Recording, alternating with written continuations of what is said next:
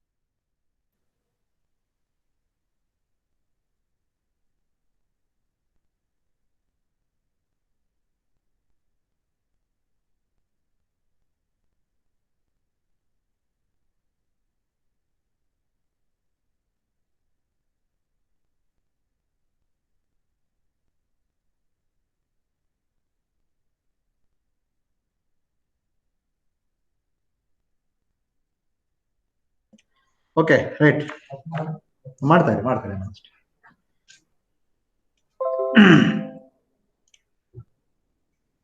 Right. ಸಾರಿ, ನಾವು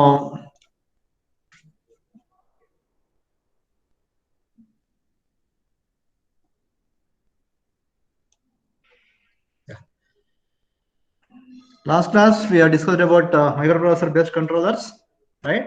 And then we understood about the two different programming methods, embedded microcontroller method and PLC method, and went about sequential controllers and an example of sequential controller, which is an automatic washing machine. Okay, so this was what we had done in the last class. Shall we proceed? Yes, sir. Yeah, okay, right. Now, Yes, sir. the second sequential controller, example of sequential controller, or the example for a microprocessor based controller is what was called as automatic camera. Okay, right. Now just observe this carefully, and we'll try to understand some of the components of which, and then we'll discuss. Okay, so this automatic camera is an example for microprocessor based control system. Okay, it's an example for microprocessor based control system. It's also basically all the microprocessor based controllers obviously should work on the sequential control system only. That is, one after the other it is going to work. Okay, right. So before we go further, now we'll try to understand what are what is the aspect of automatic camera. Okay, in this automatic camera, what we expect is the light intensity should be adjusted, and the movement of the lens should be adjusted depending upon the image that you need to take, and the loading and unloading should occur in an automated manner. Okay, right. Before we go further, we'll try to understand some of the components here. Okay, so in automatic camera we have some of the components. We'll just try to understand some important components. Okay, we have what is called as range sensor. Okay, so what is this range sensors? Any idea what for it is used? We'll understand the component first, and then we'll understand the working of this automatic camera with the explained components. Okay, right. What is range sensor? Any idea?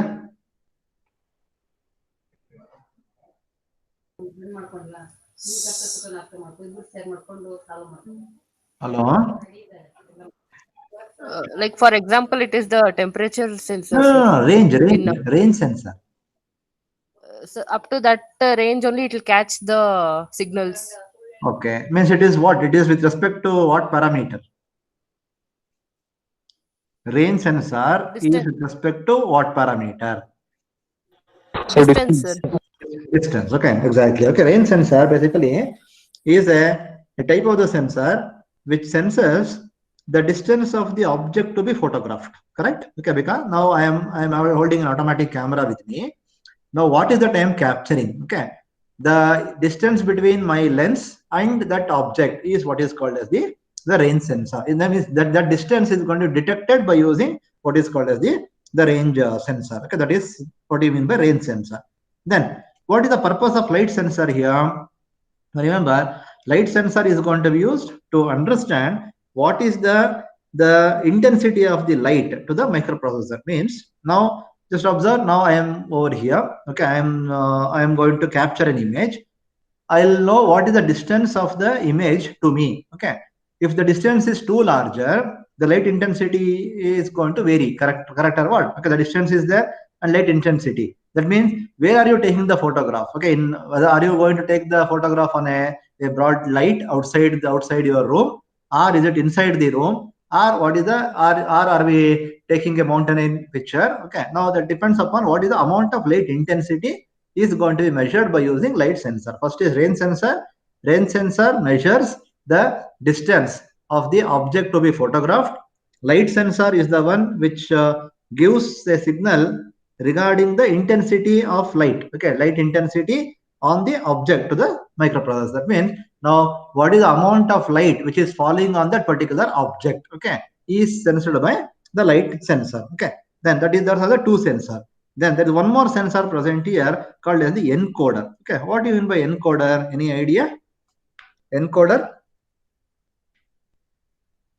Encoder, okay, remember, encoder is nothing but, okay, which is a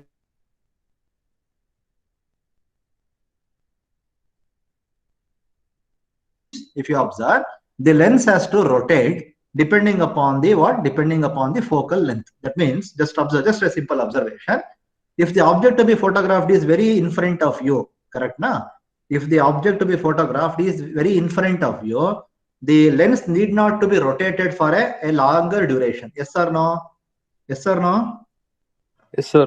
Okay. If the object is too far from you, if the object is too far from you, can you use the same lens position that you have used earlier?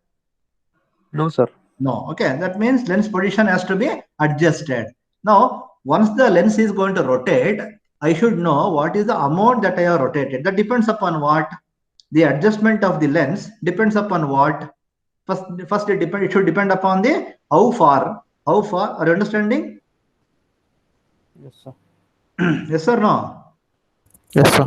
It should depend upon how far the object is. Okay, is the object is very nearer to you, or is the object is away from you? Depending upon that, you are going to adjust the lens. Okay, this adjustment is going to happen in an automated manner. Okay, so that is what is called as the encoder. Encoder is used to know what is the rotation that you have made. Okay, encoders are the devices. Remember, in detail we are going to do that later actually.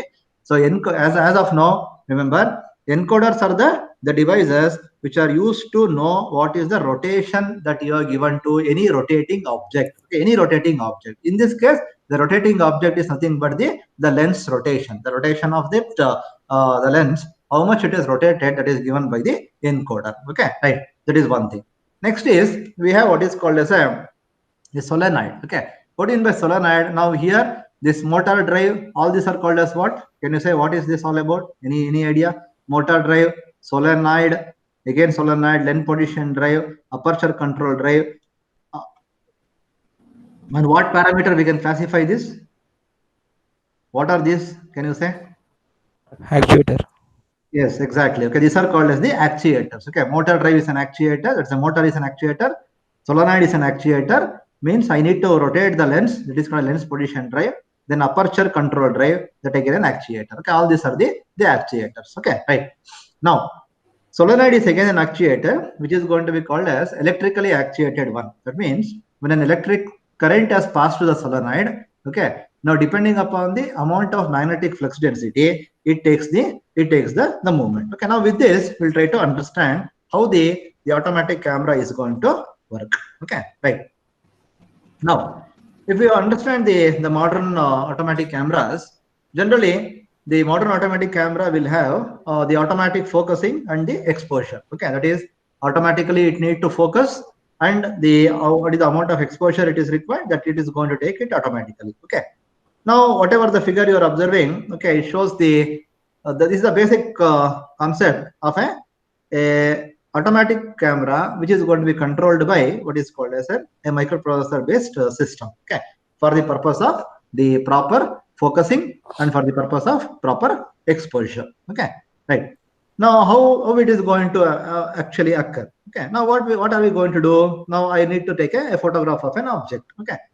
Now, at that particular moment, the switch is pressed, which activates the system. Okay, now I'm just starting from here. Okay, now just observe. Switch to activate the system. Okay, I have pressed the switch to activate the system. Now, when I switched on the to activate the system, now I have a motor drive, okay, which is going to be used for what? To advance the film. Okay, now assume that okay, assume that one second, please.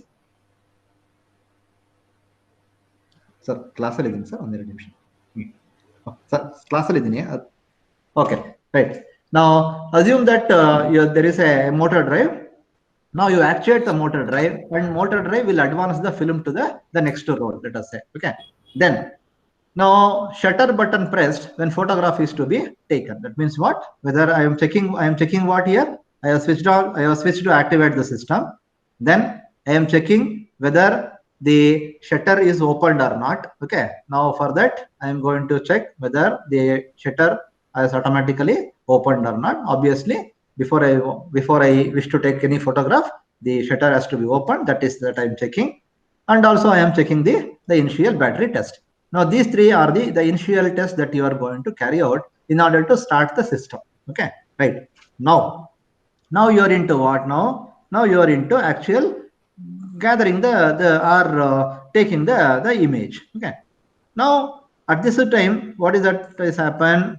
There is a range sensor. Now what the microprocessor takes now? This microprocessor will take the input from the range sensor. Okay, what input the microprocessor will have now?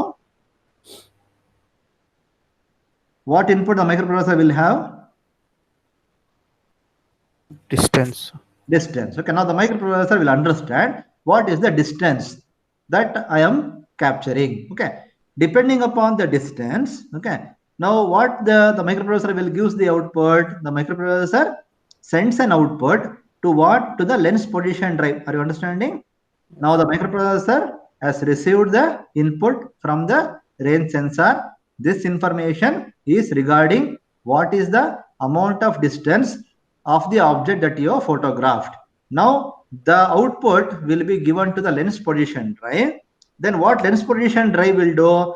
It will move the lens. Okay, the lens position drive will move the lens. Okay, by having a motor, so that it's going to adjust whether the actual focusing can be done. Okay, whether the exact focusing can be done. Are you understanding? Right? Yes or no? Yes, sir. When it is rotating, when the lens is moving, I need to know how much the lens has moved. Are you understanding? How to measure the movement of the lens? Which is going to be used to measure the movement of the lens? Encoder, exactly. Encoder. The microprocessor has given the command to the lens to move. Okay, the lens position to move.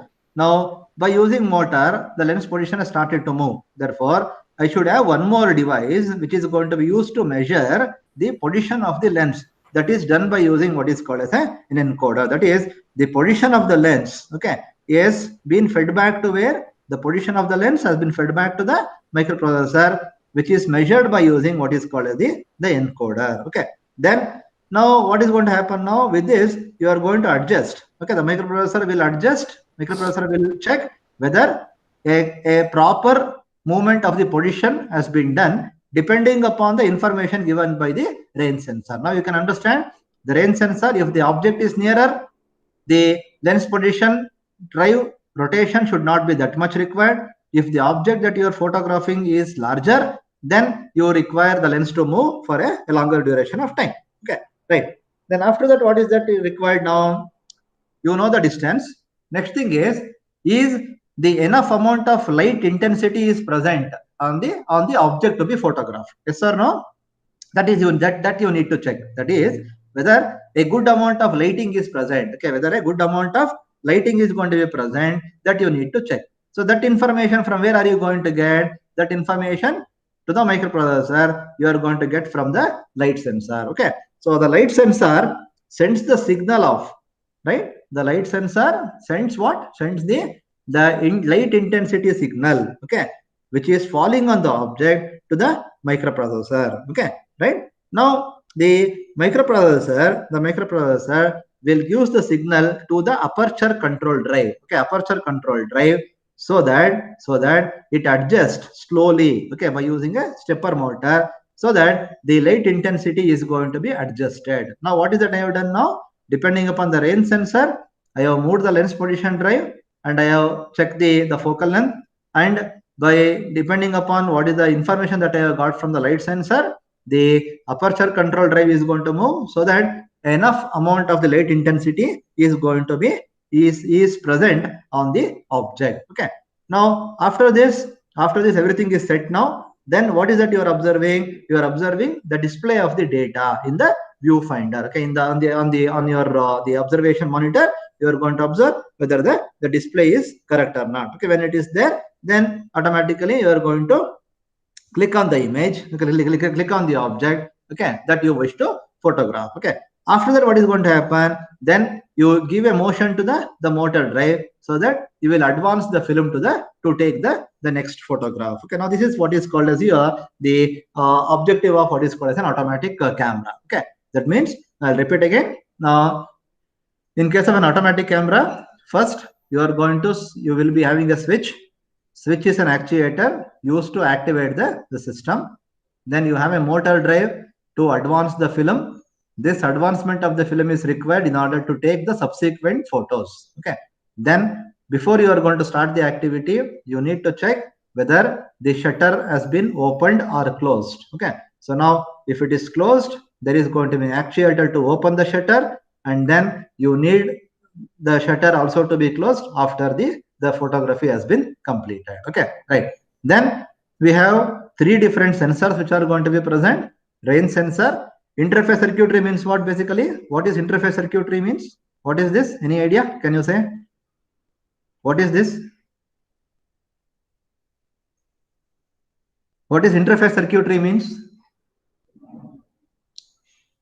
Which element of the measurement system is called interface circuitry?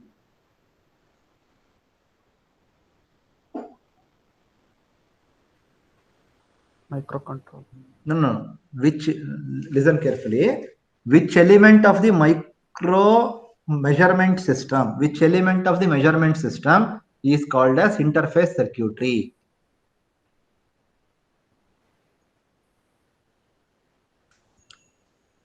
How many elements are there in measurement system, first of all?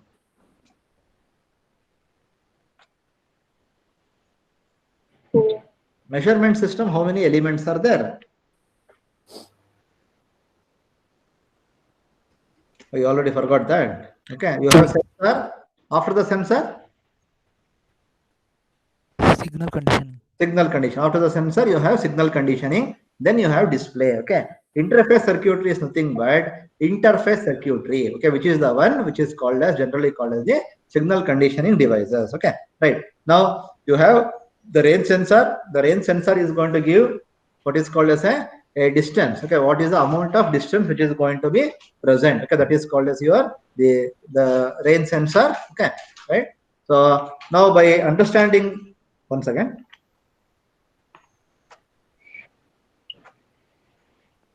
okay, by understanding the range sensor, I can able to know what is the amount of the distance which is going to be present. Okay, that is called a range sensor. Then we have what is called a light sensor, which is going to be used to understand what is the intensity of the light. Then the lens position drive will be moved in order to adjust the distance effectively. Aperture control drive is going to be used in order to adjust the light intensity. Okay, so with this you are going to capture the object and will go for the next filming of the events. Okay, now this is a simple example for what is called as an automatic camera. Okay, right. Then we'll have one more example. Okay, and then we'll finish it off. That is called as engine management system. Okay, any idea about this? What do you mean by engine management system?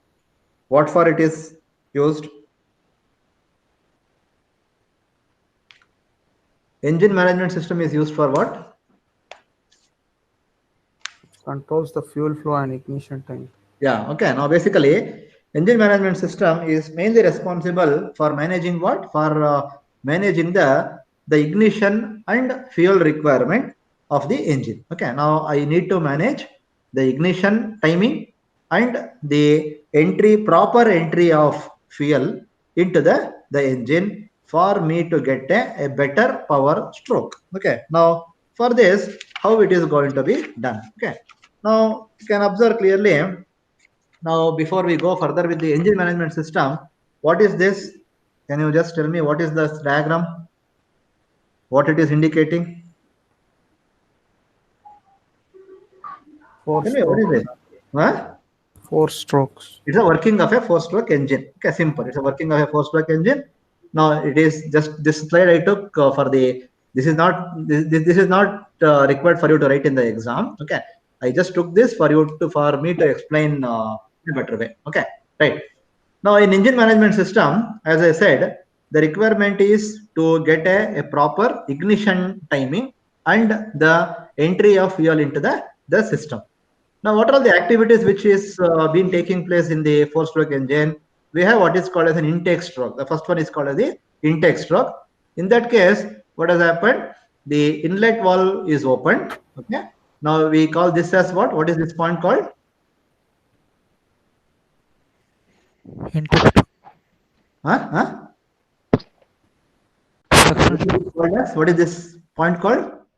TDC. TDC. Okay, so this point is called as TDC, that is top dead center. This one is called as BDC. Okay, that is called bottom dead center. Okay, right. Okay, now in this case, the inlet valve is open. Now, once the inlet valve is open, the air fuel mixture will get into the cylinder and push the piston downwards. Okay, right. Now, in the compression stroke, what is that I am making? In the compression stroke, both the valves are closed. Remember, both the valves are closed. The air fuel mixture is being compressed. Correct? Okay. When the air fuel mixture is being compressed, what is going to happen to the charge here? The charge will, what is going to happen to the volume of the charge?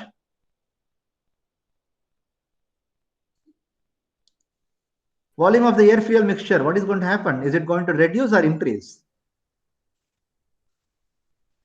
Reduce. The volume of the charge is going to reduce and the pressure is going to increase. Okay. So once you are going to compress, the energy of the air fuel mixture will start to improve. Yes or no?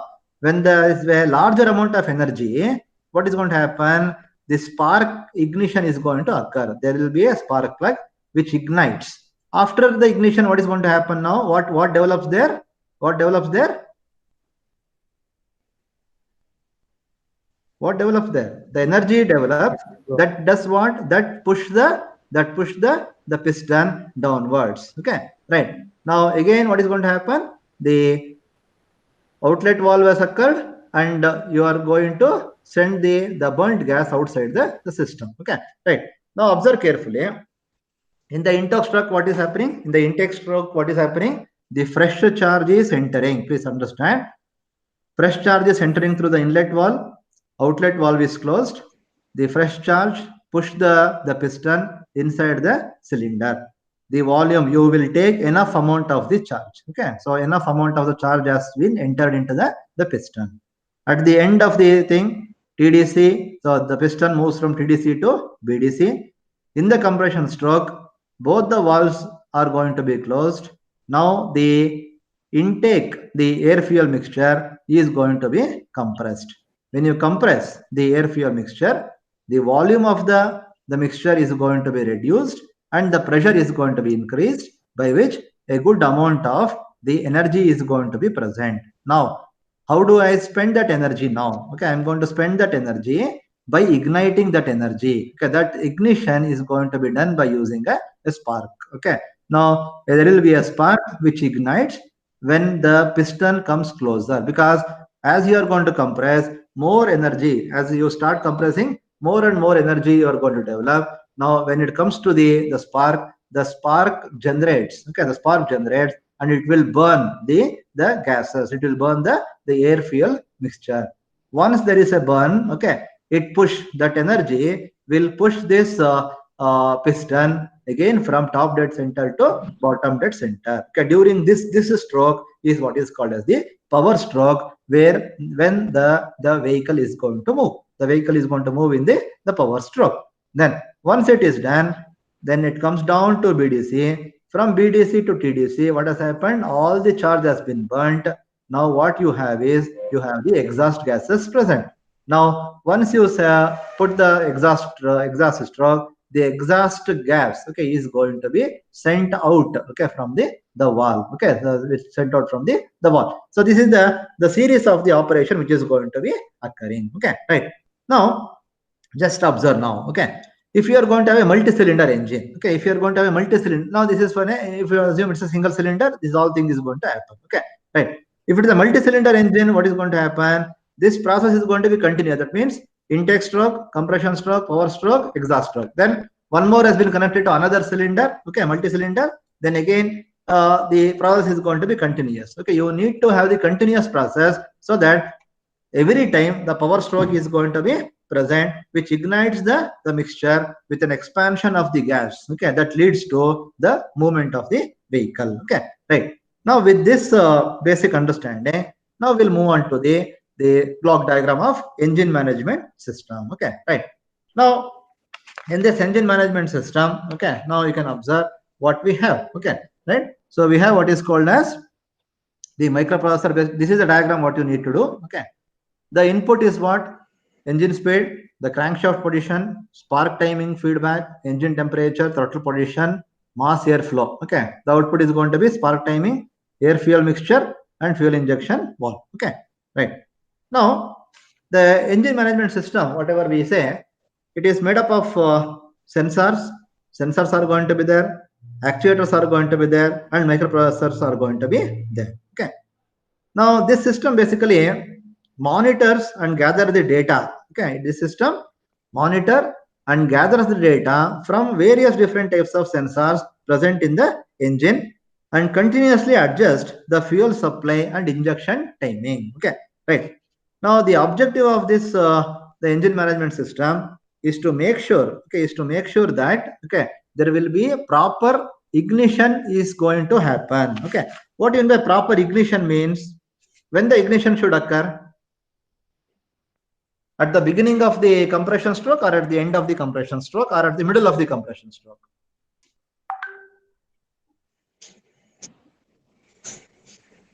Tell me, when the ignition, when the spark ignition is should supposed to occur? At the beginning of the compression stroke or at the end of the compression stroke?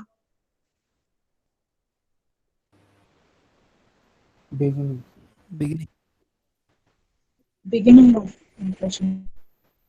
Huh? No, spark should ignite. Okay, there should be a spark. Spark ignition is going to occur. No, is the spark ignition is going to occur at the beginning of the compression stroke or at the end of the compression stroke? End of the compression Okay, stroke. obviously common sense, because at the beginning of the compression stroke, have you energized the charges? Yes or no?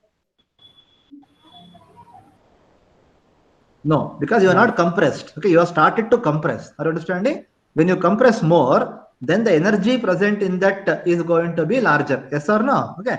When you compress more, the energy is going to be larger. The expansion or the spark timing, the timing of the spark is very important, because if the spark is going to occur at this period, okay, at this period, if you assume that the spark is going to present here, okay, the spark occurs. Will there be any energy? There will not be any energy, and the vehicle will never going to move. Okay, because there is no energy. Now at this stage, what has happened? I have given enough amount of the charge here. Okay, there is a charge which has been thoroughly compressed. Okay, are you understanding what I am telling? the charge has been thoroughly compressed. When you compress the charge, you can understand, when you compress the charge, there is going to be larger amount of the energy is going to be present. Then at that moment, if the spark is going to be present, then it gives a better ignition. Okay, therefore, what the sensors are going to do? Okay, sensors are going to check. Okay, the sensors are going to check whether the a good amount of compression has occurred. Okay, because so that you are going to have a proper, okay, you are going to have a proper ignition timing. Okay, so you need to control the ignition. Remember, you need to control the ignition. What is that called as? The throttle position, okay, and the crankshaft position. Okay, so the crankshaft position and the throttle position is going to be monitored so that a proper ignition is going to occur. Okay, if the spark timing is going to be improper, then the energy obtained is not going to be met. Okay, that is one thing. Okay, that's about the spark timing. Then other one is going to be very important is what is the amount of the air fuel mixture which is coming. Okay, so the amount of air fuel mixture which comes to into the system should also be checked. Okay, so that you are going to have a better ignition system. Okay, right. Now let's observe now basically how the process is going to be is important. Okay, right. Now in this case, the power and speed of the engine, okay, important, the power and speed of the engine, okay, the power and speed of the engine are controlled by varying the ignition timing and the air fuel mixture. Okay, right. For a good spark timing to occur, you need to monitor the crankshaft position of the crankshaft and the throttle position of the crankshaft is important. Therefore, you monitor the crankshaft position accordingly, and at a proper crankshaft position, there is going to be an ignition should occur. Okay, so that information you are going to give to the microprocessor. Okay, the microprocessor will adjust the exact timing and gives the output. Okay, so accordingly you can make it up. Okay, so what the throttle position means? What is my throttle position? What for it is used? Throttle position is going to be used to make sure that enough amount of the fuel has been entered into the system. Okay, a proper amount of fuel has to be entered into the system. So that is going to be taken care by the throttle position. Okay, so this is something related to what is called as the engine. This is something related to the engine management system. Okay, right. Just remember, do remember this. The requirement of the engine management system is to make sure that there should be a proper spark timing to occur, and the air fuel mixture should be maintained correctly. Okay, now for this to happen, microprocessor will receive the inputs from the sensors and gives the microprocessor the feedback value. Depending upon the feedback received from the sensors, the microprocessor will adjust the crankshaft position accordingly so that the spark is going to occur at the right moment. Okay, if the spark occurs at the right moment, there will be a good amount of energy can be developed. Okay, so that adjustment is going to be done by the microprocessor as per the program what has been incorporated into it. Okay, right. So this is regarding what are called as the examples for microprocessor based control system. Okay, right. Now just observe here. Now if I just go back to the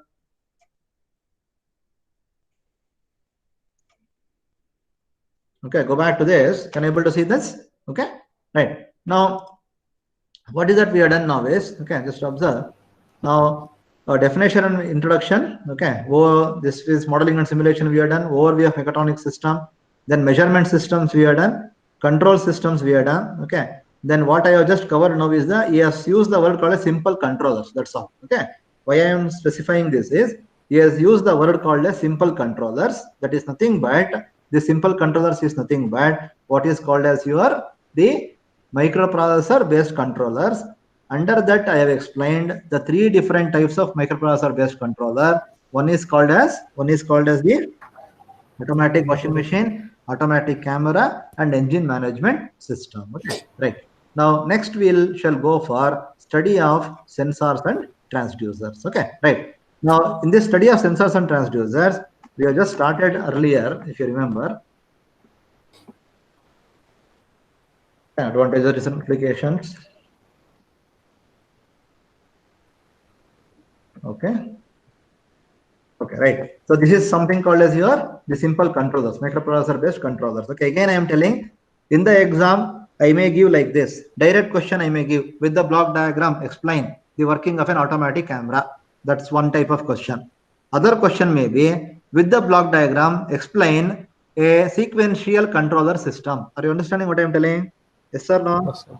If I say sequential controller system, you can write the example as automatic washing machine, or example taking automatic camera, or example taking engine management system. Okay. Rather than directly giving the example name, I may give like that. Or still I can still say that with the block diagram, explain with an example microprocessor based controllers. Okay, in that case also all the three is going to be present. Okay, because why I am telling this is in each of the question paper, first once he is going to say microprocessor based controller, second time just to confuse he is going to say sequential controller, then some other time he is going to directly ask the name of the example itself. Okay, so in any of the cases accordingly you just keep it up. Okay, right. Now shall we proceed? Yes, sir. Yeah, okay, nice. Then we have transducers and sensors. Okay, now this if you remember, is this part I have explained to you or not? This one, range, span, error. Yes, sir. Okay, right. I explained this. Yeah, I have explained this when I took what? When I took the measurement system. If I am correct, I have explained about the elements of measurement system. Yes or no? Yes, Yes, sir. sir. In the elements of measurement system, what are the first component? What are the first component of measurement system? Sensor, sir. Sensors. Okay. At that moment, I explained these performance terminologies. Okay. So range, span, error, accuracy, sensitivity, hysteresis error, non-linearity, resolution, stability, dead band, dead time, repeatability, response time. Okay. All these things I have explained. Okay. Right. Now let us start with the transducers and sensors. Okay. Take the heading as classification of transducers. Take the heading as classification of transducers.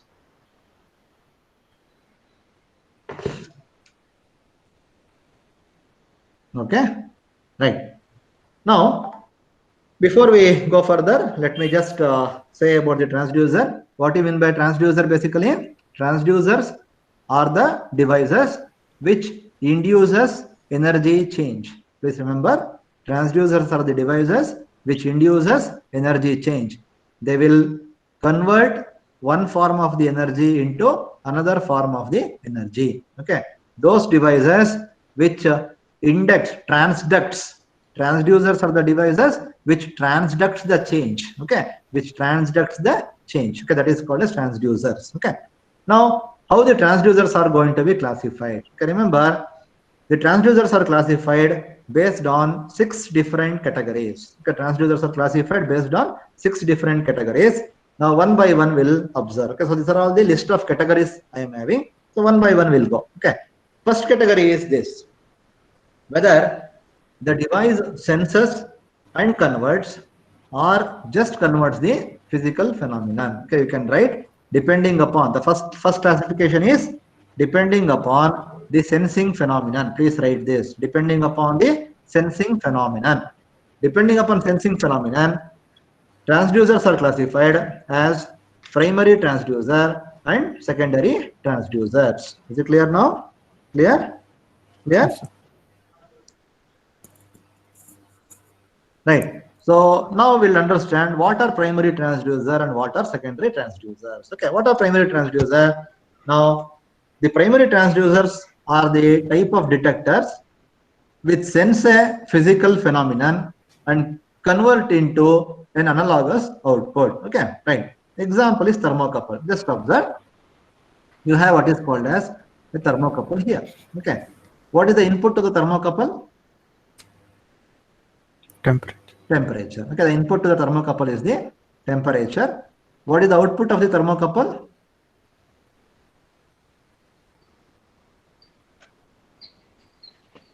EMF. EMF. Okay, the output of the thermocouple is electromotive force. Okay, that means in case of a thermocouple, it senses the temperature and gives the output as EMF. Okay, this is called as primary transducer. Means what? What do you mean by this?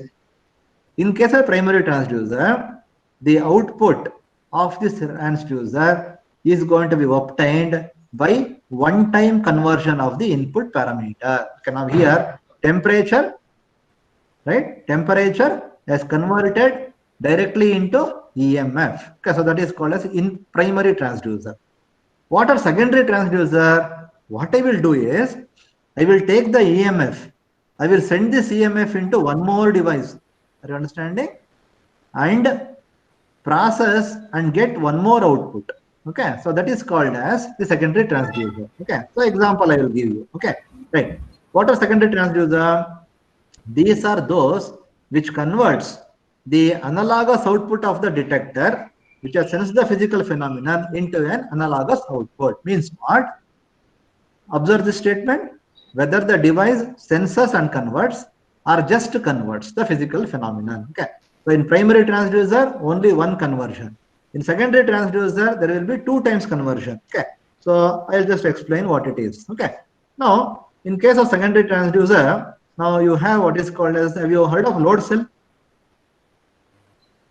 Have you heard of load cell? Yes, sir. Okay. What is load cell is used?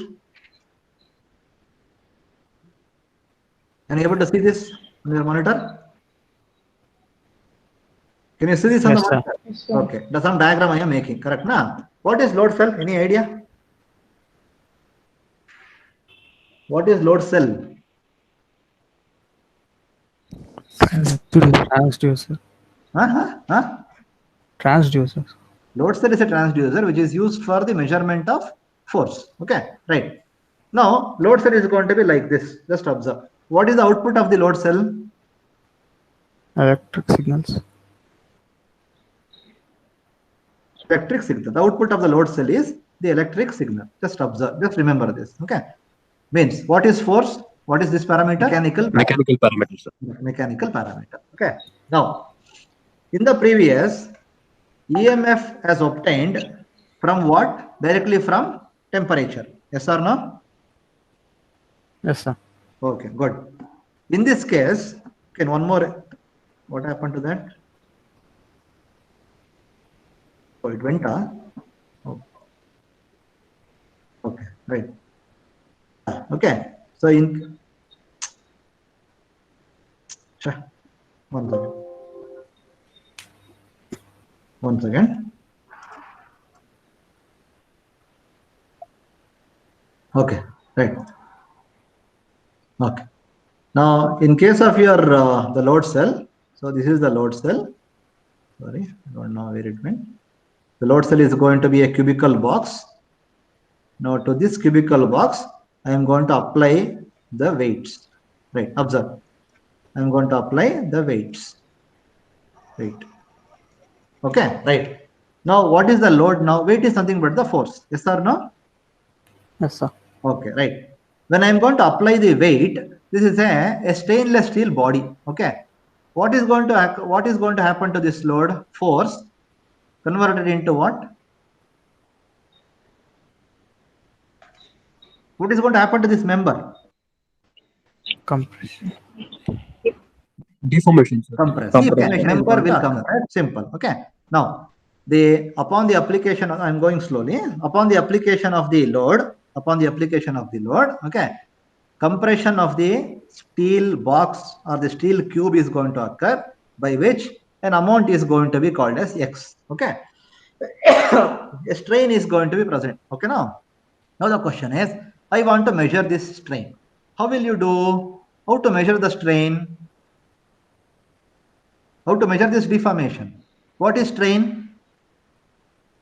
What is strain? Strain is nothing but Change in dimension to original dimension, sir. change in dimension to the original dimension. That is called as strain. Now, if the strain is too large or too small here? Very small. Small, Okay, the sir. strain is very, very smaller. Okay. How to measure a small strain? What is the device used to measure a very smaller amount of strain? Any idea? Strain gauge, sir. Strain gauge. Very good. Very good. Okay. Now there is a device. Okay, or there is a sensor called as strain gauges, which is called as the micro strain gauges or simply strain gauges. Okay. Right. What I will do now is I will place the strain gauge at all the corners. One corner, one strain gauge. Another corner, one more strain gauge. Another corner, one more strain gauge. And another corner, one more strain gauge. Okay. What is the output of the strain gauge? The output of the strain gauge is an electrical quantity. Okay. What these four strain gauges is going to form? These four strain gauges will form what is called as, what is this I am writing? Four arms of what? Wheatstone bridge. Very good. It forms the four arms of Wheatstone bridge. So this is one. Okay. This is another, and this is another. Okay. Right. Now, when the electric potential is going to be there now, okay, right, with the change with if I give the electric potential, I'm going to have a what? I'm going to have a galvanometer which measures. Okay, now observe. Okay, right, now observe now. What is this called as? This is resistance R1.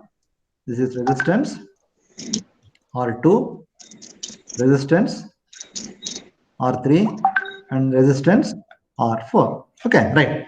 Now you might have heard what is called as a balanced bridge condition. What is balanced bridge condition? What is balanced bridge condition? When R1 by R2 will be equal to R3 by R1, it is called as a balanced bridge condition. Okay, now you just observe what is going to happen. Now you applied the force. Please understand carefully. You applied the force. Due to the application of the force, there will be a displacement of the steel member is going to occur. This displacement is going to be sensed by what? This displacement sensed by what now? This displacement or the small deformation is going to be sensed by the electrical strain gauges. This is going to be sensed by the electrical strain gauges. Okay. Now what these electrical strain gauges are made up of? These electrical strain gauges are made up of four arms of the Wheatstone bridge network. Okay.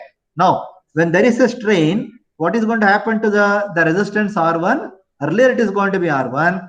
The resistance of this is going to be changes. Yes or no? Yes or no? If all the resistance are going to be same, that is R1 by R2 is equal to R3 by R4, that is a case of balanced bridge condition. With the application of the load, the resistance changes. When this resistance changes, what is going to happen? Due to the change in the resistance, there will be change in the electrical signal is going to be occurred. Okay. Now this electrical signal is the output of what is called as here the load cell. Okay. Now you just try to understand. Now the question now is the electrical signal what you have obtained, which is the final output. Have you obtained directly converting weight into electrical signal?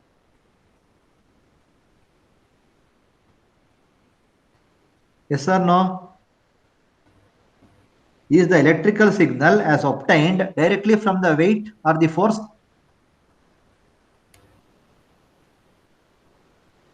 Yes or no? Are you understanding or what?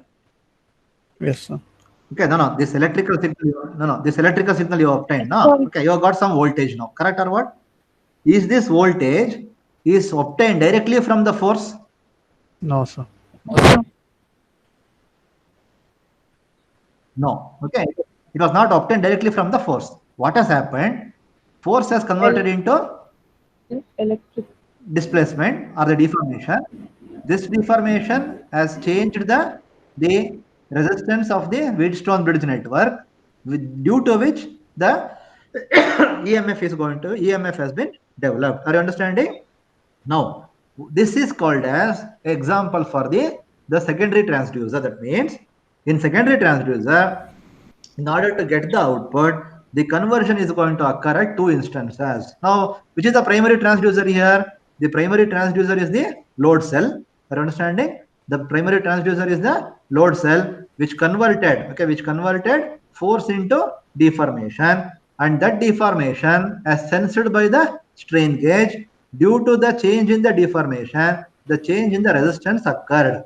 Due to this change in resistance, the electromotive force has been developed. Hence, this concept is called as the example for a secondary transducer. Now observe, okay, in primary transducer, okay, the conversion is going to occur how many times to get the output?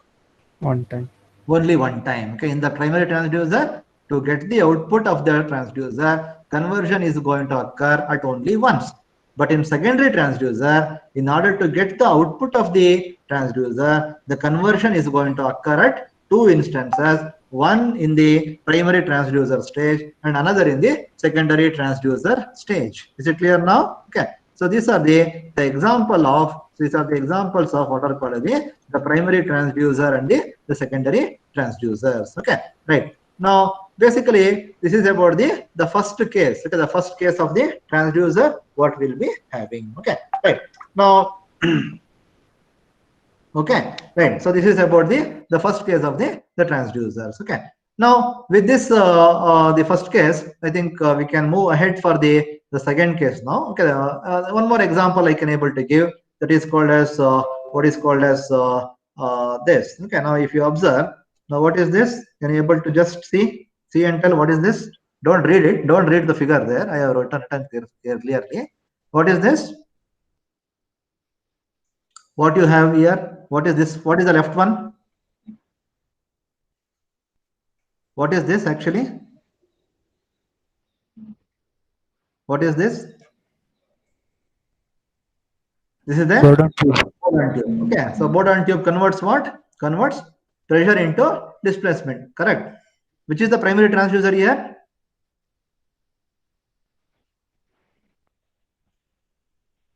A Bourdon tube, sir. Bourdon tube is the primary transducer. Okay, now what is this Bourdon displacement? tube. The displacement I have connected to what? I have connected this displacement to the LVDT. LVDT is what? LVDT is linear variable differential transformer. Okay, so I'll just explain. Okay, maybe the time is up, I think. Okay, I'll just check whether sir has come. Okay. Okay, right. Now he's going to join. Okay, now this is about what is called as, I'll come and explain. Okay, so maybe it may require some time for me also to explain. In that case, okay, in the case of your the primary transducer, again I'll consolidate. Okay, so primary transducer is the one wherein to get the output, the conversion is going to occur at only once. Okay, that is called a primary transducer. And in the secondary transducer, the conversion is going to occur at twice. That means the output of the primary transducer will be taken, okay, as the input to the secondary transducer, and that processed and converted into the secondary transducer. Okay, so that is the case. Now, in the example, that is what I have told, okay, which is with respect to what is called as your the Bourdon tube. Okay, so Bourdon tube. Now, in that case, the Bourdon tube does what? The Bourdon tube is a primary transducer. Basically, the Bourdon tube was the primary transducer, and LVDT is going to be considered as the secondary transducers. Okay, right. So now I think we'll stop at this stage. Okay, I'll stop at this stage. Now the you'll be in the same link. Okay, so SS is going to come. Okay, SS is going to start with his class. Okay, right? Is it clear now? Right? Okay, right. Yes, We'll start. Okay, I think SS has joined now. Okay, right. So we'll stop at this stage. Now you'll be in the same link, and tomorrow again we'll follow the same link throughout the semester. Okay, so it's easy for everybody to follow through. Okay, right. SS. Yes.